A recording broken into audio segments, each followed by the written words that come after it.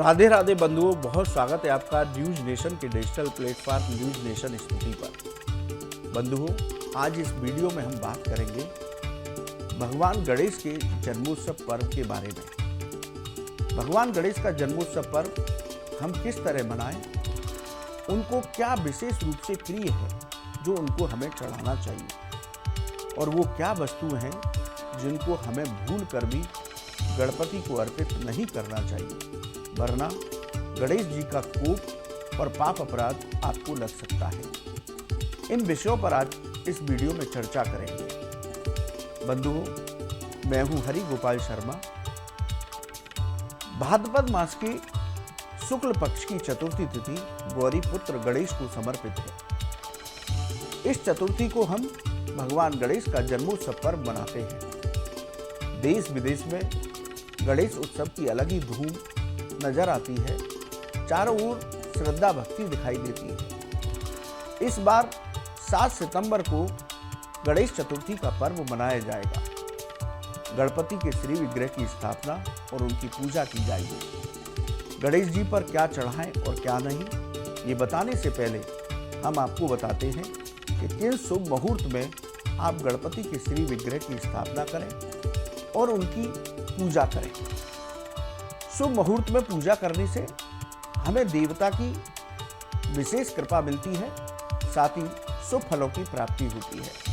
तो बंधुओं, 7 सितंबर को सुबह 11:03 से लेकर दोपहर 1:34 तक ये शुभ मुहूर्त रहेगा। इसमें आप गणपति के विग्रह की स्थापना कीजिए और उनकी पूजा कीजिए। वहीं यदि अभिजीत मुहूर्त की बात की जाए तो सुबह 11:54 से लेकर 12:44 तक यह अभिजीत मुहूर्त रहेगा 7 सितंबर को। इसमें भी आप गणेश जी की स्थापना कर सकते हैं, उनकी पूजा कर सकते हैं। यदि विजय मुहूर्त की बात की जाए तो दोपहर 2:24 से 3:14 तक ये विजय मुहूर्त रहेगा। इसमें भी आप गणपति जी की स्थापना कर उनका पूजन कर सकते हैं। बंधुओं, इन 3 मुहूर्त में ही हमें गणपति की मूर्ति की स्थापना करनी चाहिए और उनकी पूजा करनी चाहिए। विशेष मुहूर्त में पूजा करने से भगवान गणेश की विशेष कृपा आपको प्राप्त होगी, शुभ फलों की प्राप्ति होगी और आपकी मनोकामनाएं पूर्ण होंगी। अब बंधुओं, बात करते हैं कि हमको भगवान गणेश की पूजा में विशेष रूप से कौन सी वस्तुएं उनको अर्पित करनी चाहिए, जिससे कि भगवान गणेश प्रसन्न हो और हमारी सभी मनोकामनाएं पूरी हो। बंधुओं, गणेश जी को मोदक अत्यंत प्रिय हैं, तो गणेश जी को आप मोदक का भोग लगाएं। गणेश जी को मोतीचूर के लड्डू का भी भोग लगा सकते हैं।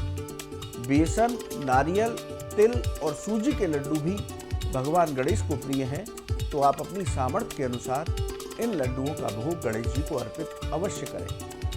गणेश जी की पूजा दूर्वा के बिना अधूरी रहती है, इसलिए गणेश जी को दूर्वा अवश्य अर्पित करें। दूर्वा के बिना गणेश जी आपकी पूजा को स्वीकार नहीं करेंगे। गणेश जी को दूर्वा जो चढ़ा रहे हैं वो शुद्ध जगह से लेकर आए और गंगा जल से साफ करने के बाद उनको अर्पित करें। गणेश जी को लाल फूल अर्पित करें। यदि कमल का फूल आप अर्पित करते हैं तो ये उत्तम होता है। गणेश जी को केले का भोग अत्यंत प्रिय है, लेकिन गणेश जी को जोड़े में ही केला अवश्य चढ़ाएं, एक केला ना चढ़ाएं। 2 जोड़ा केला ही उनको चढ़ाना चाहिए। गणेश जी को सिंदूर अत्यंत प्रिय है, इसलिए गणेश जी को सिंदूर अवश्य अर्पित करना चाहिए। सिंदूर का टीका उनको लगाना चाहिए। सिंदूर मंगल का प्रतीक है। सिंदूर चढ़ाने से हमारी सभी मनोकामनाएं पूरी होती हैं। गणेश जी को आप साबुत सुपारी अर्पित करें। सुपारी भी गणेश जी को अत्यंत प्रिय है।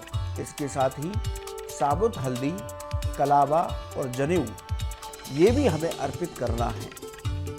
बंधुओं, जनेऊ जो आप भगवान गणेश को अर्पित करें तो उसको अर्पित करने से पहले, उनको पहनाने से पहले उस पर रोली का, हल्दी का या सिंदूर का किसी एक का टीका अवश्य लगा लें, तभी उनको अर्पित करें।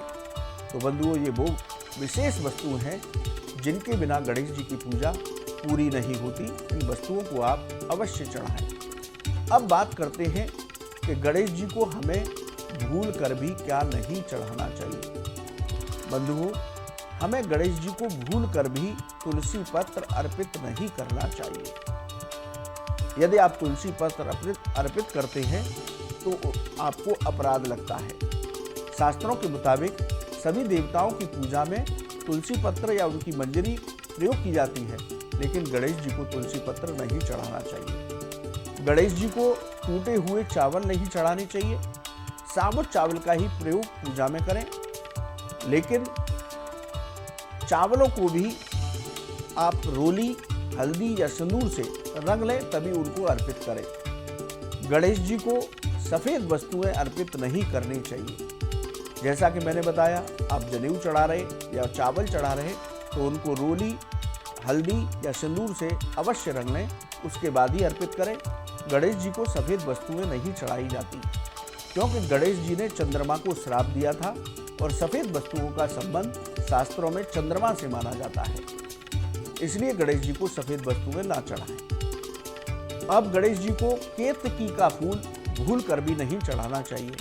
न भगवान शिव को और न गणपति को केतकी का फूल अर्पित नहीं करना चाहिए। इस बात का विशेष ध्यान रखें। इसके साथ ही गणेश जी को बासी फूल या बासी माला ये भी नहीं चढ़ानी चाहिए। यदि आप इसको चढ़ाते हैं तो आपके जीवन में बाधाएं आती हैं, रुकावटें आती हैं, आपको दोष लगता है। तो इन वस्तुओं को हमें भूल कर भी गणेश जी की पूजा में शामिल नहीं करना चाहिए। तो बंधुओं, आप सभी इन बातों का ध्यान रखते हुए कि गणेश जी पर क्या चढ़ाना है, क्या नहीं चढ़ाना, इन सभी वस्तुओं का ध्यान रखते हुए आप गणेश जी का जन्मोत्सव पर्व मनाइए, उनकी कृपा प्राप्त कीजिए। बंधुओं, आपको ये वीडियो कैसा लगा, आप हमारे कमेंट बॉक्स में लिखें।